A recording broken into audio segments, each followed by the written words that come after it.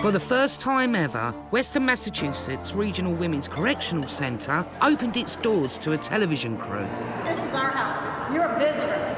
Giving incredible access to this uniquely female space. Can you back up for me, please? That is home to some of America's most dangerous women. All I could see is my whole hand filled with blood.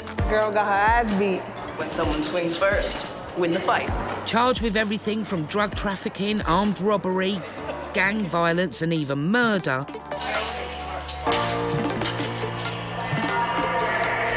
Our cameras captured every shocking and sometimes surprising moment of life behind bars. Get out of here. But jail life can be explosive and every day can be a battle to stay safe. Do you feel like you're going to harm yourself? Oh my God. When good girls go bad, anything can happen. This is fucking... Oh my God, I'm gonna break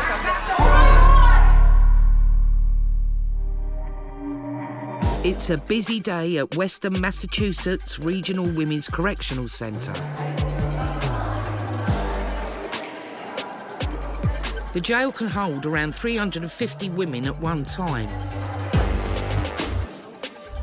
The inmates are categorised by those awaiting trial, wearing orange and housed in Pod 3, and those who've been sentenced. They wear green and are imprisoned in Pod 2.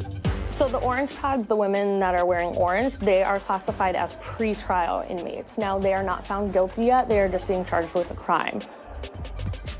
The women that are in the green, they are sentenced. All right, welcome to 3A. Thank you. All right? Hopefully you guys can obey by the rules, okay? We will. Quiet.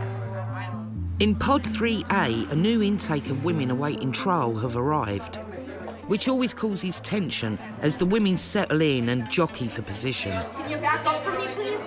Can you back up for me, please? Ooh, you're gonna get a little feisty today. You got that? You got that? It's the ones that are just coming in that always stir up the drama, that they're not comfortable, they don't got their daily routine yet, so they're fucking up everybody else's routine. That's when all the drama gets created. 24-year-old Cory has been in WCC for over 2 months. Because of the new intake of women, she is moving into a new cell, which she'll be sharing with her friend Crystal. This is my new roommate, Crystal. This is my filing cabinet under here. Personal letters I'm writing, jail mail.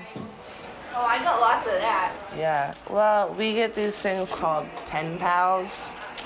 We usually meet guys on the paddy wagon when we're going to court, give them our information, we start writing.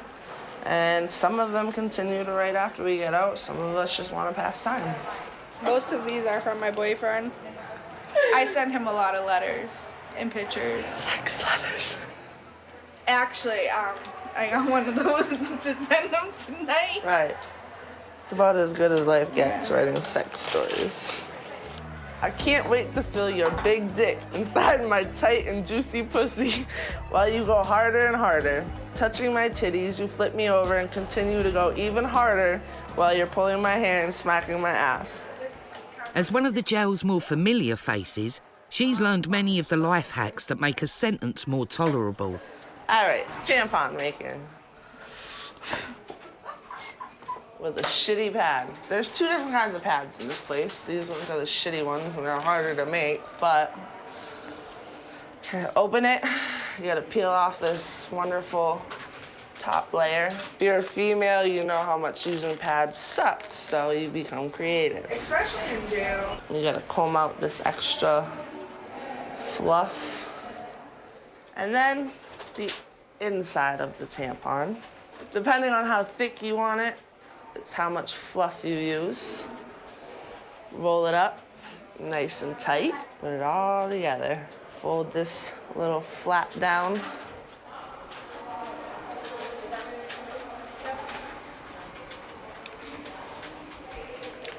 Roll it. Tie it in a knot so it doesn't come undone. And voila, you have a tampon with your little pull string. One of the first things I learned how to do when I came to jail, and thank God, because pads suck.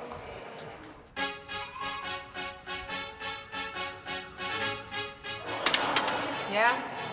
Is she here? New inmates need to work out the pecking order, and Victoria Diaz, aka Baby D, thinks she's a force to be reckoned with.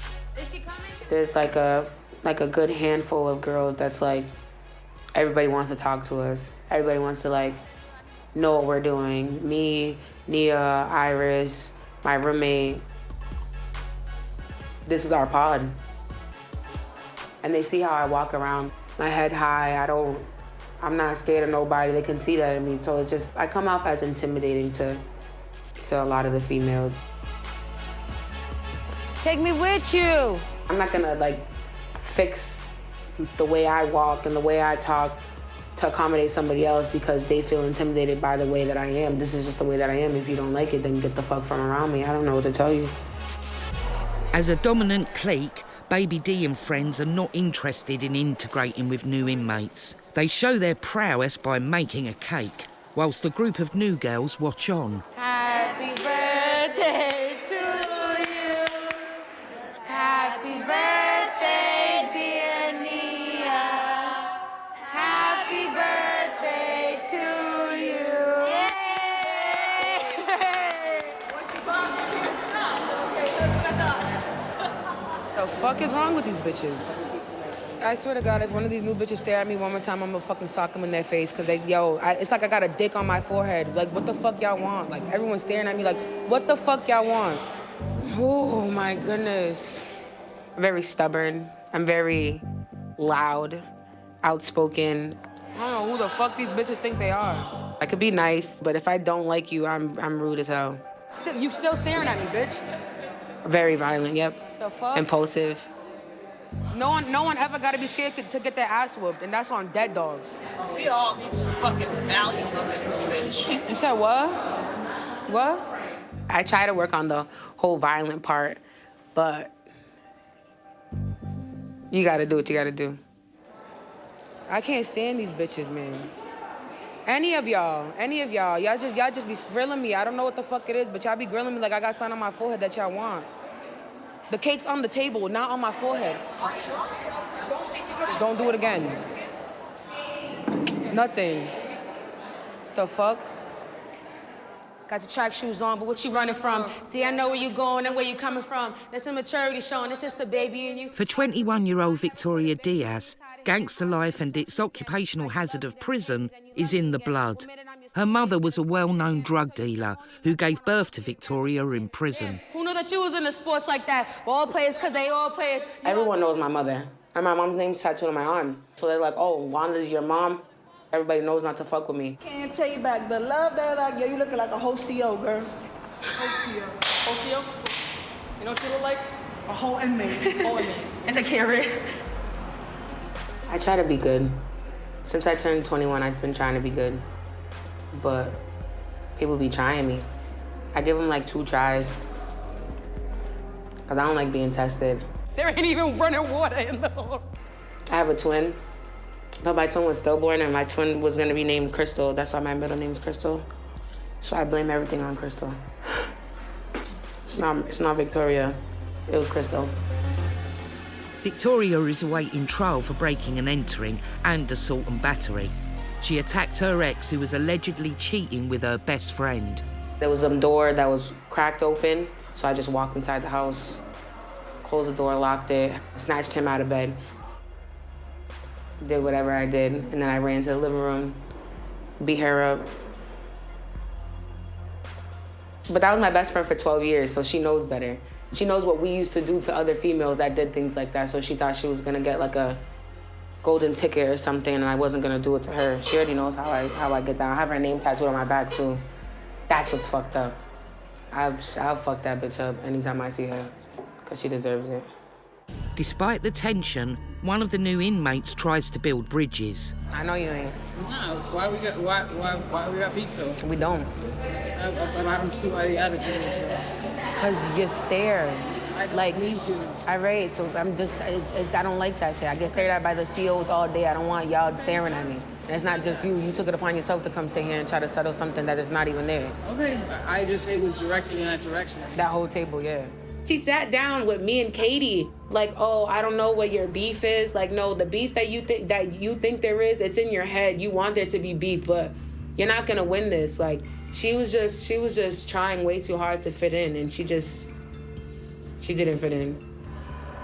Don't put your hand over this food here. What are you doing? So it doesn't matter. Go around. And don't go behind me either. I'm not dapping you up. What's wrong with you? Really? I told you when I first got here, I don't dap people up. Go ahead. She do that, I don't do that. What's up? Go ahead. Nothing? No. If I see Iris or if I see somebody, like, I'll dap them up, you know what I'm saying? It's like a greeting without having to say words, but I don't know you.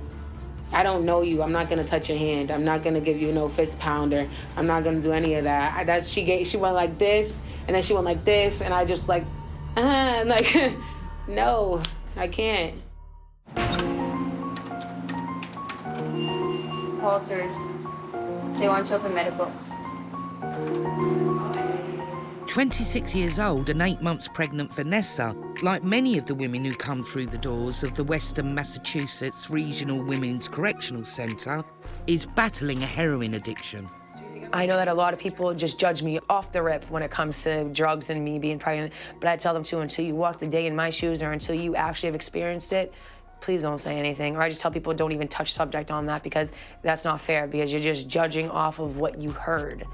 In the US, around 10% of the female prison population is thought to be pregnant, and midwives from the local hospital regularly visit the jail to examine the pregnant inmates.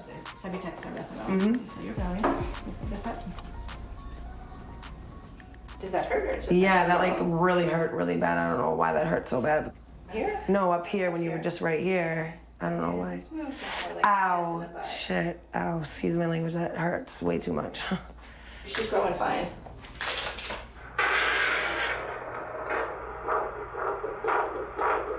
So they say they don't like to do it before 37 weeks, but you won't be here by 37 weeks. Well, it'll be close.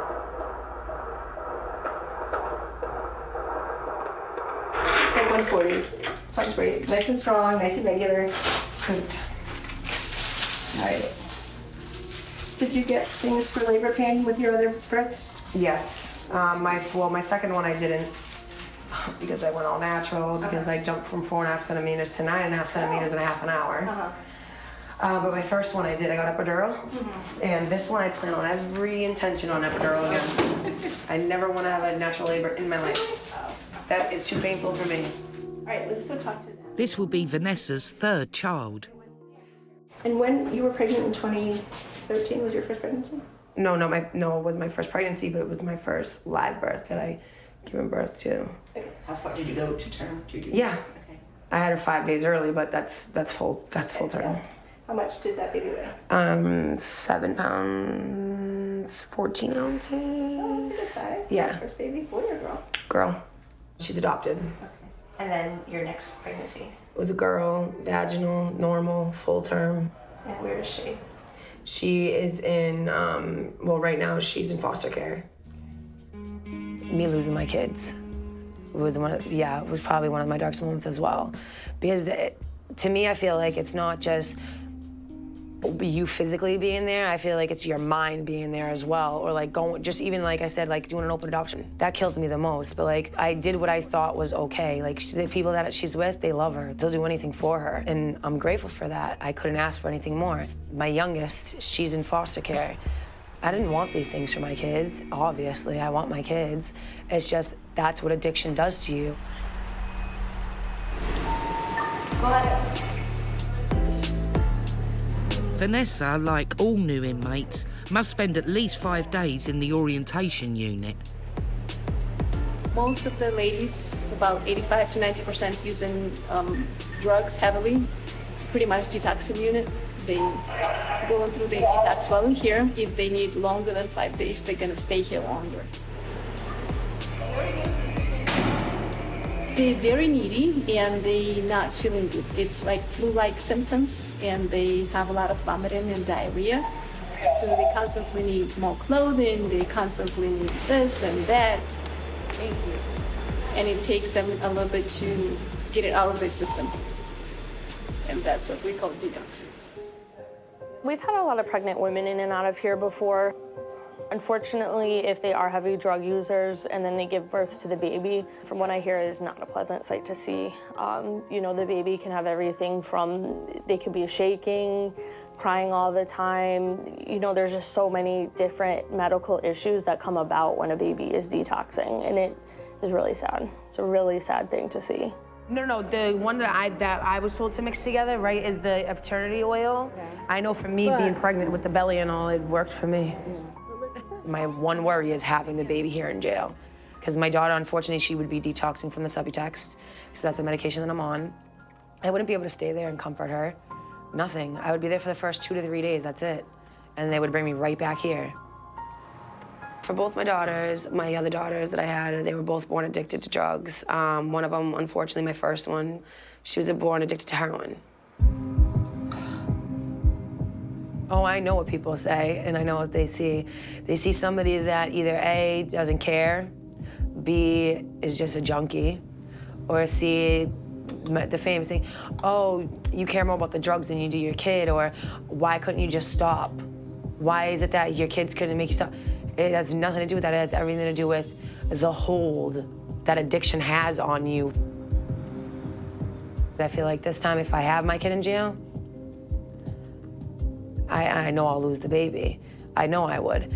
And I just feel like all bets would be off and I just wouldn't care no more. An odd... Angelina Morales.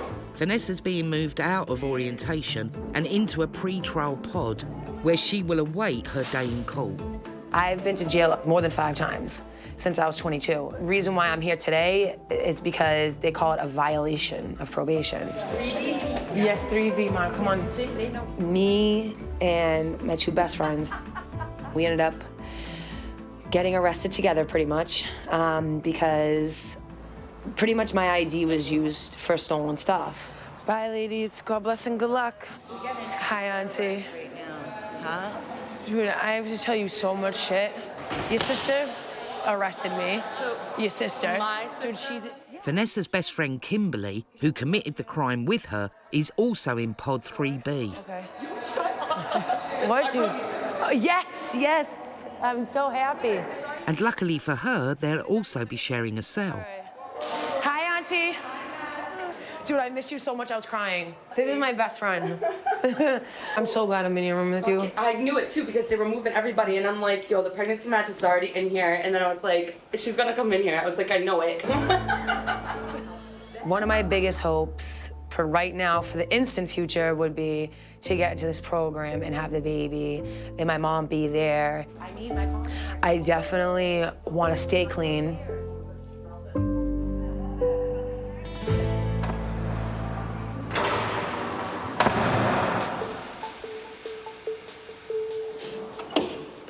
Oh my God. Crystal Lugo has been in WCC for the last 8 months.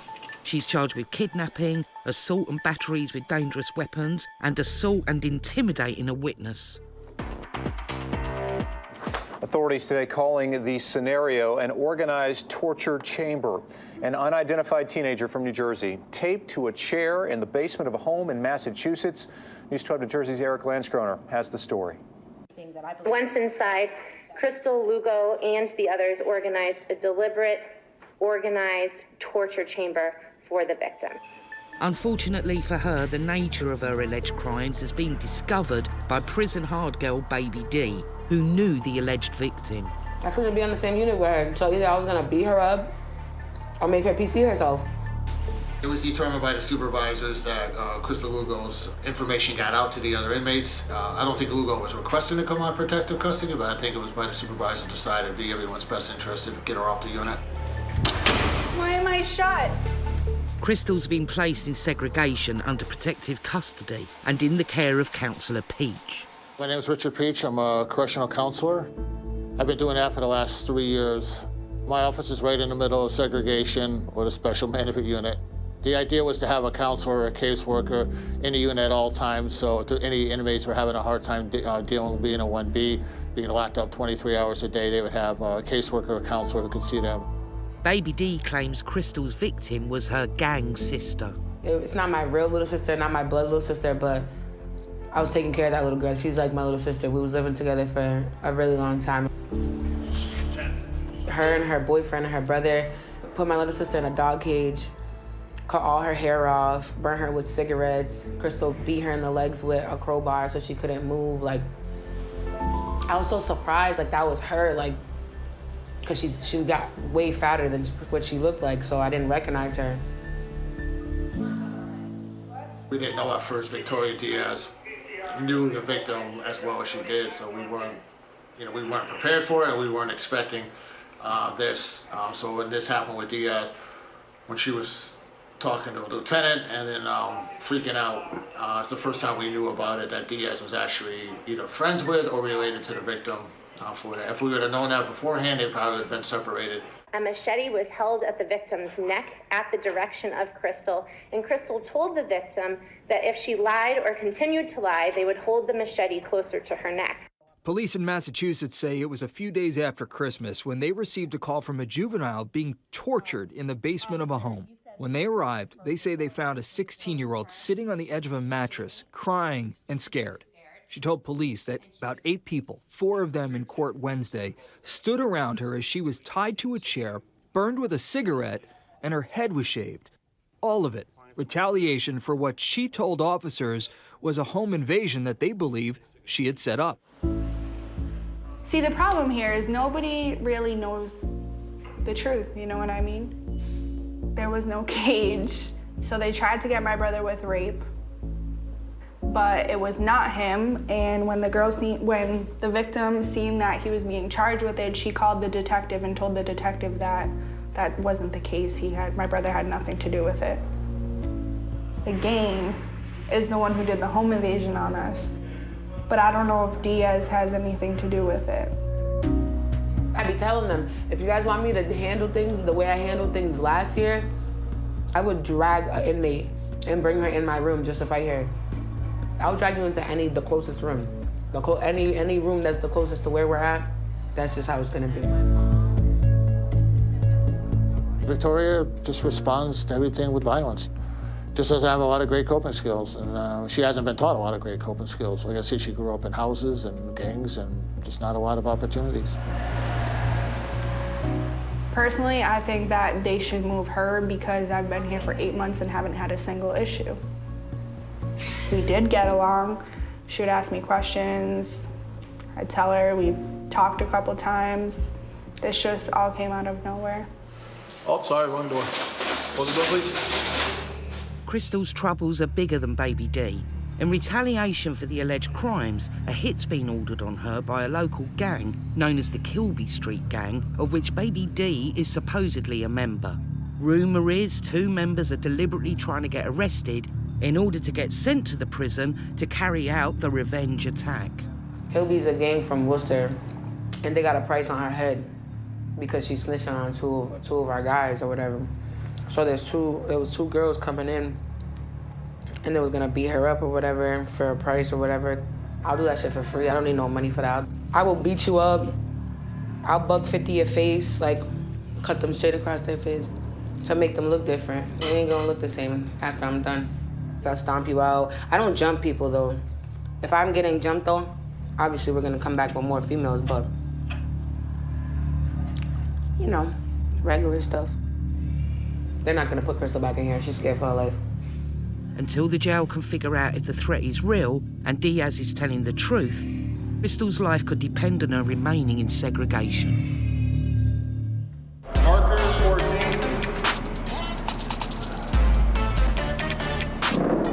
In the Western Massachusetts Regional Women's Correctional Center, it's the inmates' favourite day of the week, Commissary Day. So Commissary Day is Tuesday. I guess they call it around the jail Turn Up Tuesday.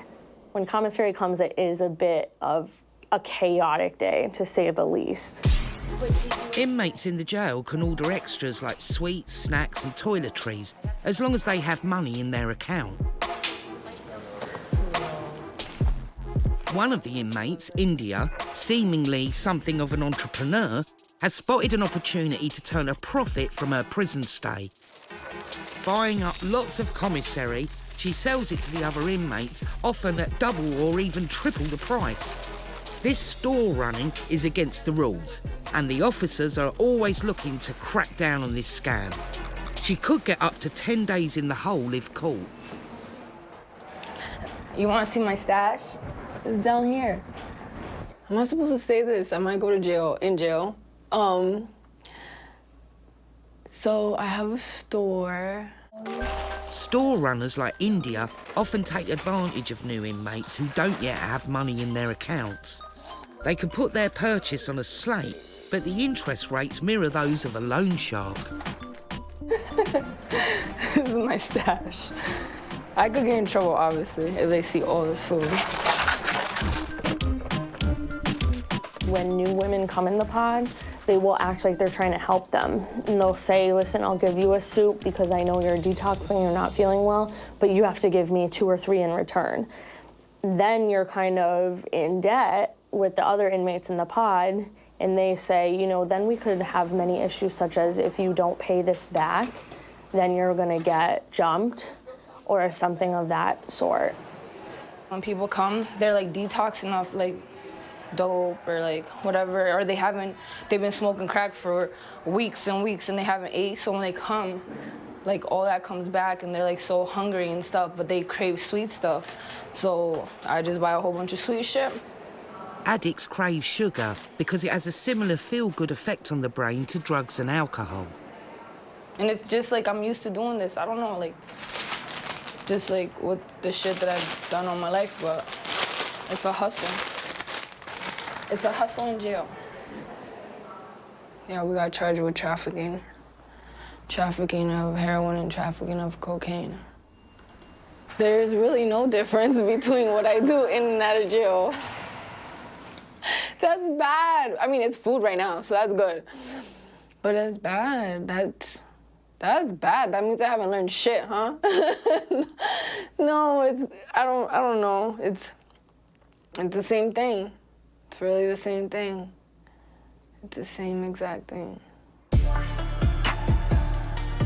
In pre-trial 3B, 8 months pregnant heroin addict Vanessa's only chance to get out of jail before her due date and to keep her child is to get onto a residential drug treatment program.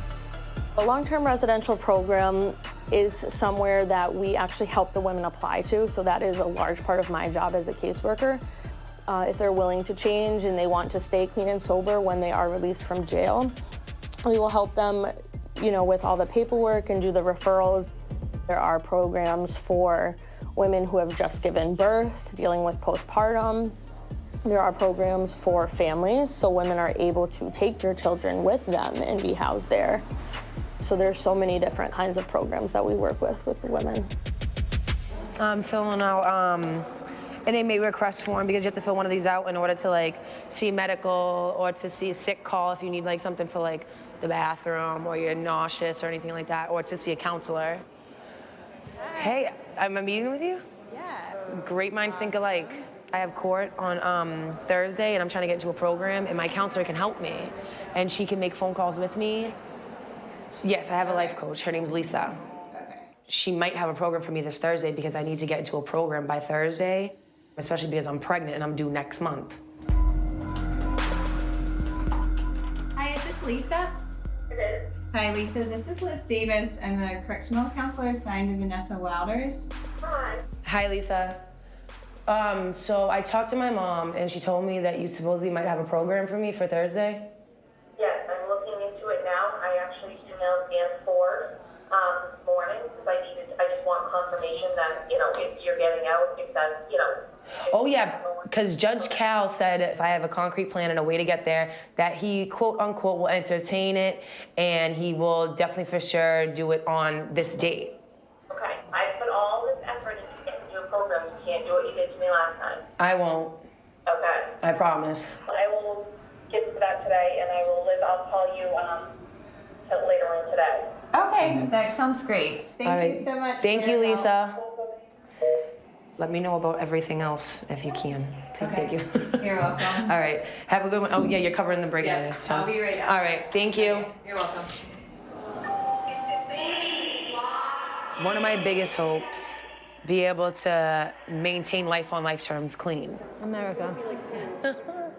And just to be able to sit there and be like, yeah, it's been hard, it's been hell, but I'm finally doing it. Vanessa's best friend Kimberly, who's currently sharing a cell with her, is there for moral support. I'm so happy I've been here with my best friend. That's my best friend from the street. But I'm just glad, like I said, that I'm in here with her. Because she's definitely one person that can keep me out of my own mind. So Thursday. Well, I don't know. You should be getting out. You say. She should be getting out, and I should be going to a program. That's how that cookie's gonna crumble on Thursday. Vanessa is having positive thoughts about it. Every time she says something's gonna happen, it usually does. And she thinks everybody's gonna go home. So hopefully that happens. Hopefully you won't see me.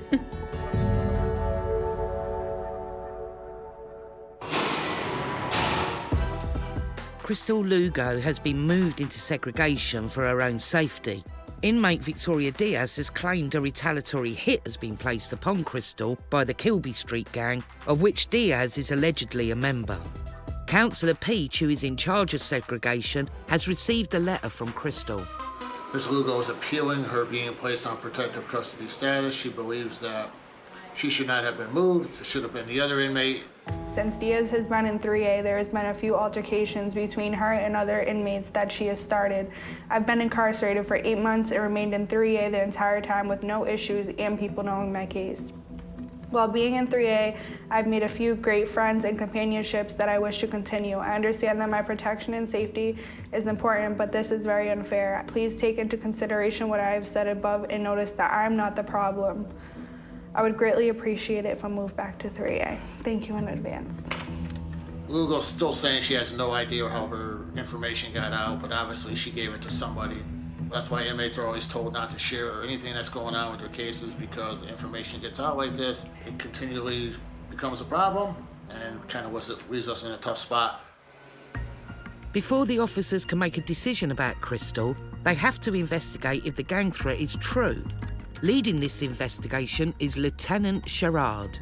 After I met with Victoria Diaz, I went and looked up the information on the computer. It appears to me that she was repeating to me verbatim what was on the news report. I'm having some people look into reviewing phone calls to see maybe she made a call to someone. Hello. Hi, Mommy. Hi, baby. How you doing? The officers are listening to a recording of Victoria Diaz's phone calls to see if any information was given on Crystal and if her Kilby Street gang mates are coming in. That's mandatory. Kilby is known for drug dealing and sex trafficking, and they have money, and it could be possible that they can get that done. So, just gotta be aware of these Kilby members, and if they're coming in, and keep a close eye on them and identify them. We look for tattoos, information from informants and law enforcement. Help us out a lot in identifying these inmates.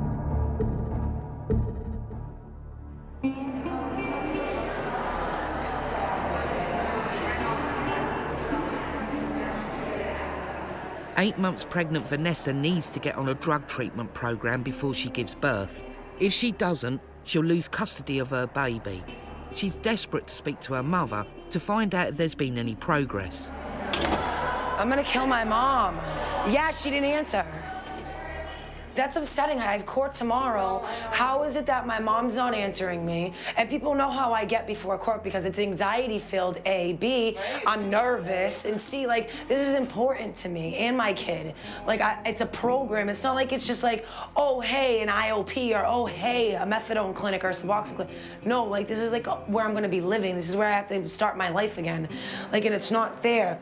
When I'm doing all this, it scares me because it's bringing up my stress level, and I always go early in my pregnancy. So if I have this baby here, that will kill me, that will crush me. And I don't think, and it sucks to say this like this, but I don't think I'd be able to stay clean. Because I wouldn't be able to be in jail, have a baby, lose a baby, be on medication, and then detox from a medication, and then do jail time and want to be mentally stable and stay clean. That's not gonna happen for me. I don't have the devices and the people and the services that I would need in place for that to happen. So I'm hoping and praying. Lieutenant Sherrard and her officers have been giving evidence on Crystal Lugo's investigation. Today, the senior staff members are meeting to discuss it and look at her appeal. And Crystal Lugo Victoria Diaz came up to me stating that she just found out that Crystal Lugo was the person that, in the case for the teenage girl that was placed in the cage, and she claimed that the teenage victim was her sister.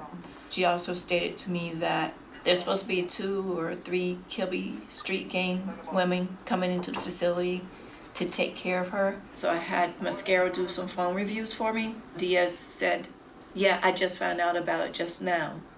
But she didn't make any comments about causing any harm or making any threats to her. The Kilby Street Gang is now become a bigger issue for us because we all know that they are much more violent than most of the gang involvement that other women have. The threats against Lugo seem to be real. With the jail worried about the Kilby Street Gang coming in and carrying out a hit on Crystal, putting her back with the other inmates could see her life under threat. It's early morning at Western Massachusetts Regional Women's Correctional Center, and court day is finally here for Vanessa. Can you lift 1 foot at a time, please? Thank you, yellow.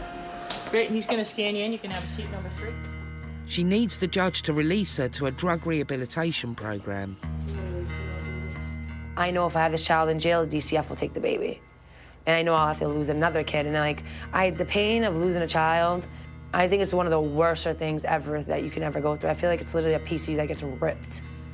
And no one knows what that feels like until they actually go through it. I can grab these? Yep. Okay. I just don't want to have to keep doing this. I don't want to live my life like this. Because this is not fun. Checking in and out, getting body scans, strip search just to go to a court date. It's not fun. And then just place 1 foot at a time and bring it down. Good. That shit's overrated.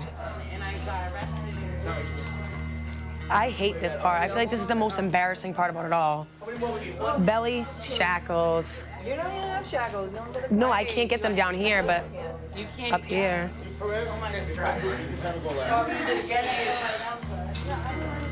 Okay. Yeah, you sit next to me. That's fine. Kimmy's gonna sit next to me too. Both of y'all. Here we go.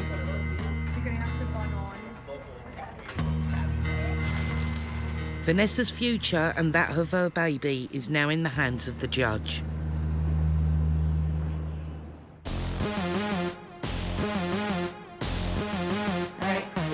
With a decision made on Crystal's future, Councillor Peach and Lieutenant Sherrard call her in to talk it over. Come on in, Miss Lugo. No, I can stand. So, we did go over the information that we received, and at this point, we deemed that our initial placement of you here on protected custody is where we're going to keep you for this week. We do believe and that the information received is very credible and the threat is very real. We're doing more investigation, that some Kilby Street gang members are coming here and that there's a price on your head regarding the victim in your case that you're being accused of. We're going to review you again next week. I don't even want to get out now.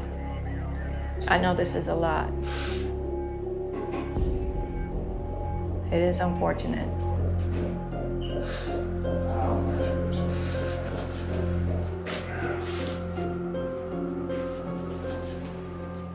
Is Diaz the one who told you this? I can't discuss the investigation. There's more than one person that I'm investigating behind this. And I want to be fair to you as much as I can, but I really need to protect you first and foremost. This is insane. It is. It is, and I know it feels like punishment. Okay, so. For the foreseeable future, Crystal will remain in segregation. What happens next is for the prison staff to decide. Is she safe in WCC, or are the threats to her life real?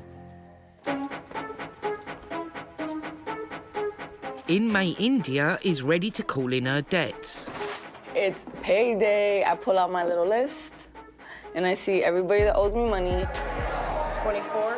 That's $24? Yeah. I expect you to know that once you get your commissary, you have to pay me back. I hate to have to harass you for it, but if I have to, I will, or I'll send somebody to go tell them, like, yo, Indy says she wants her shit. This cheese is $1. So I'll be like, all right, I want $2, or I want 2 of them. so I get 3. Like if they put money on my books, I give it to them for double. If they don't give it to me in my books, then I'll give it to them for triple. I want double of it. Sometimes they're like, oh, that's a lot. Well, I don't really care. It's like, do you want it or not? And everybody knows either you wrap it in a shirt, put it in a trash can, and we just switch off trash cans all day. Oh, I already got my stuff. Those are the days that are kind of like iffy too, because I don't want to put out too much like alarm towards the officers, because they'll see like, oh, what's all this movement going towards your room, or they see all the trash cans.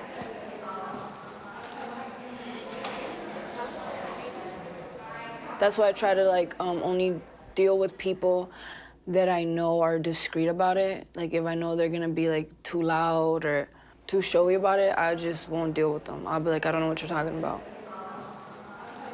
To be honest, a lot of the things that we catch in this facility is due to, I guess, what the inmates call snitches. We have confidential informants, that's what we call them as staff. They'll let us know that something's going on, and then we will investigate it further. We can look into their cash transactions. So if they've had people from the outside deposit money onto their books that deposits money on someone else's books as well, we're able to catch them that way. Or simply just observing them in the pod, trading the items, or going to a store and coming away from the room with a bunch of items in their hand. Although the correctional officers are aware India has a store, they don't have enough information to investigate her.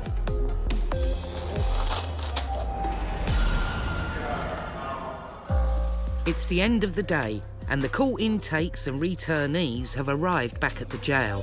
All right, ladies, head to this left. Head to your left.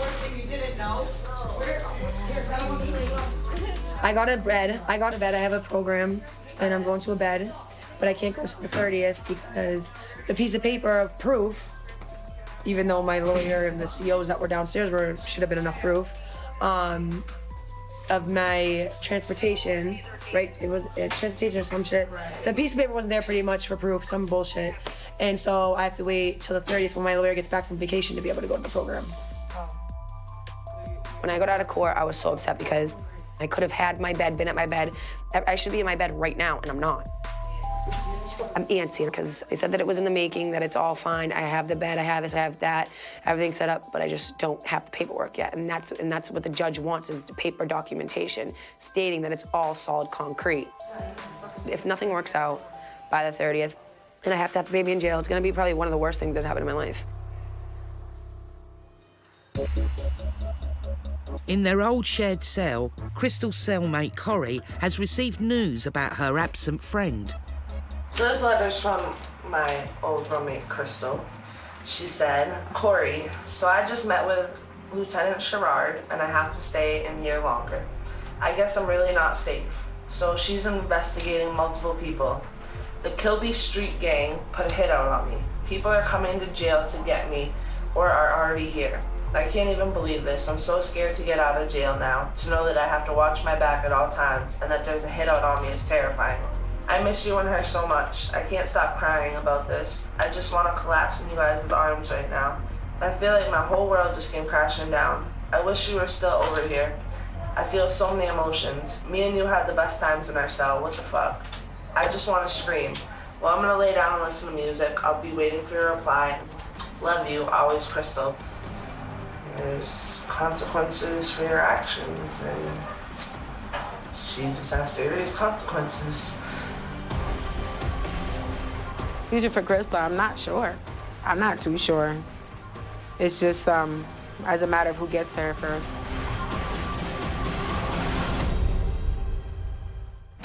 Next time. Thinking that this is your house, because I'm gonna tell you right now, this is our house. You're a visitor. I see my kids.